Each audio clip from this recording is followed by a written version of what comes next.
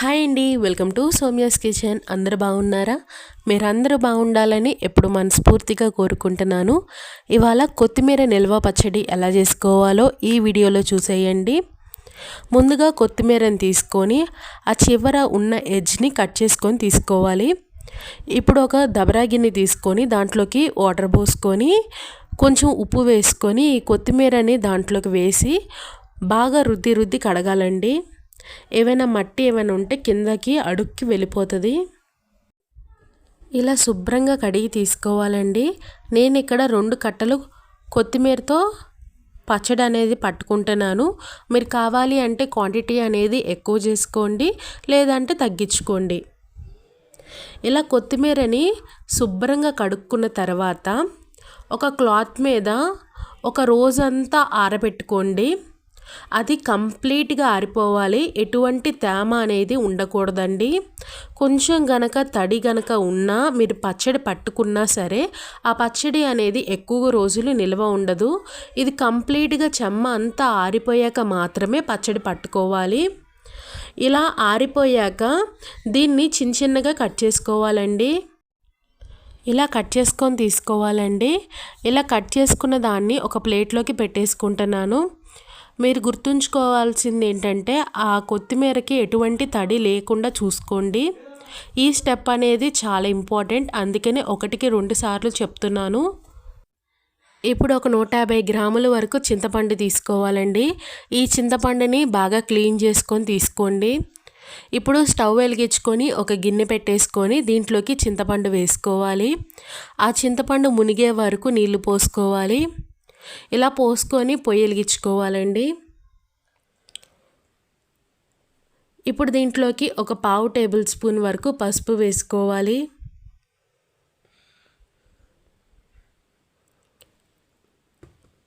ఇప్పుడు దీన్ని బాగా ఉడకబెట్టి తీసుకోవాలండి.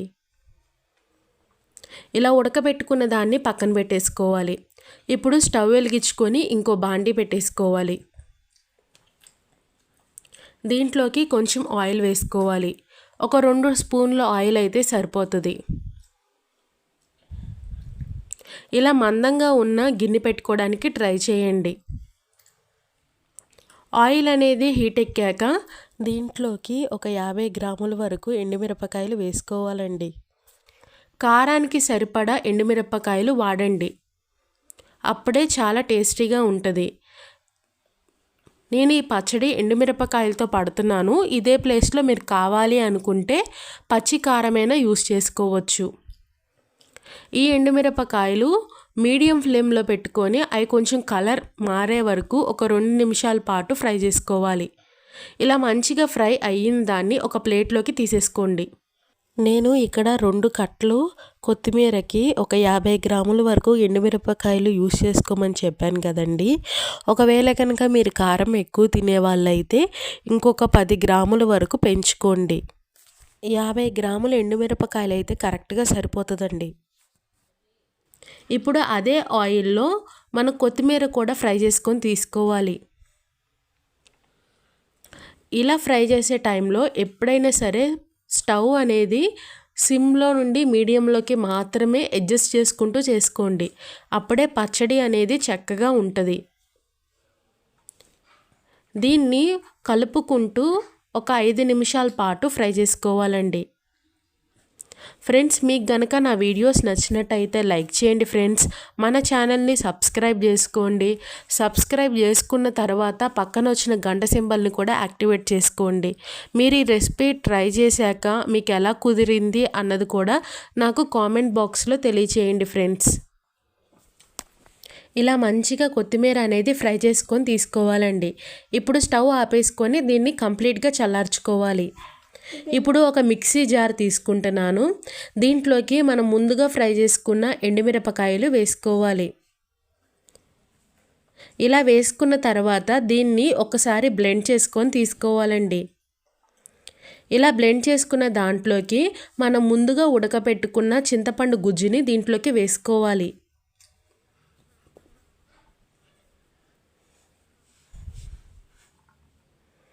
ఇలా చింతపండు గుజ్జు వేసేసాక మనం మన టేస్ట్కి తగినట్టు ఉప్పు వేసుకోవాలి.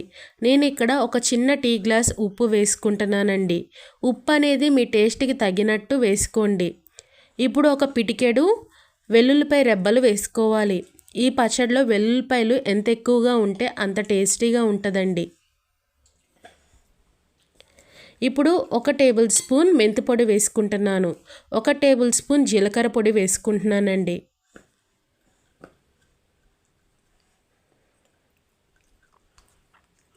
ఈ మెంతులు జీలకర్ర అనేది డ్రై రోస్ట్ చేసుకొని పౌడర్ చేసుకోవాలి.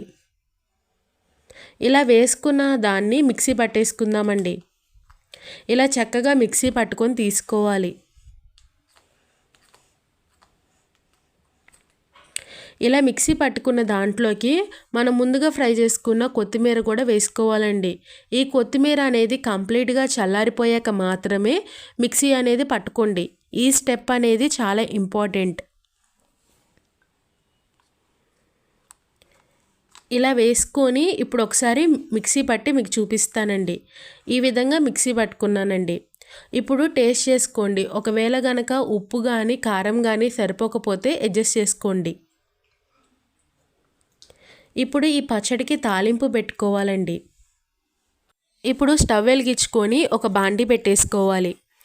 దీంట్లోకి 1 కప్పు వరకు పల్లీల నూనె వేసుకోవాలండి. పచ్చడి ఎప్పుడైనా సరే నిల్వ పచ్చడికి పల్లీల నూనె మాత్రమే వాడండి. అప్పుడే టేస్ట్ అనేది బాగుంటుంది. నేను ఇక్కడ నార్మల్గా దొరికే పల్లీల నూనె వాడుతున్నానండి. మీ దగ్గర గానగ నుండి తెచ్చుకున్న పల్లీల నూనె ఉంటే అదే వాడడానికి ట్రై చేయండి. పచ్చడి టేస్ట్ అనేది బాగుంటుంది.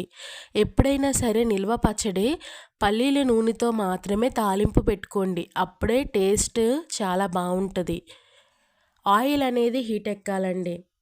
ఇలా ఆయిల్ హీట్ ఎక్కాక మాత్రమే ఒక పిటికెడు దంచిన వెల్లుల్లిపాయ రెబ్బలు వేసుకోవాలి. ఈ వెల్లుల్లిపాయల్ని 1 నిమిషం పాటు ఫ్రై చేసుకోండి. ఇలా మంచిగా ఫ్రై అయిన దాంట్లోకి 1 టేబుల్ స్పూన్ వరకు ఇంగువ వేసుకోవాలండి. ఇంగువ అసలు స్కిప్ చేయొద్దండి. ఫ్లేవర్ అనేది చాలా బాగుంటుంది పచ్చడిలోకి.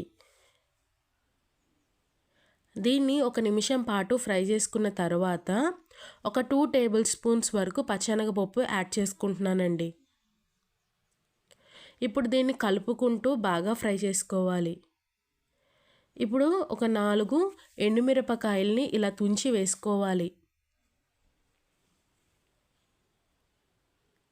ఇది 1 నిమిషం పాటు ఫ్రై అయ్యి ఆ ఎల్లుల్లిపాయలు అనేది కొంచెం క్రిస్పీగా అవ్వాలండి. మనం వేసిన పప్పులు కూడా చక్కగా వేగి ఉండాలి. అలా వేగే వరకు దీన్ని కలుపుకుంటూ ఫ్రై చేసుకోండి. దీంట్లోకి 1 టేబుల్ స్పూన్ వరకు ఆవాలు కూడా వేసుకోండి. నేను చెప్పడం మర్చిపోయాను. ఇప్పుడు దీంట్లోకి ఒక 2 రెబ్బలు కరివేపాకు వేసుకోవాలి.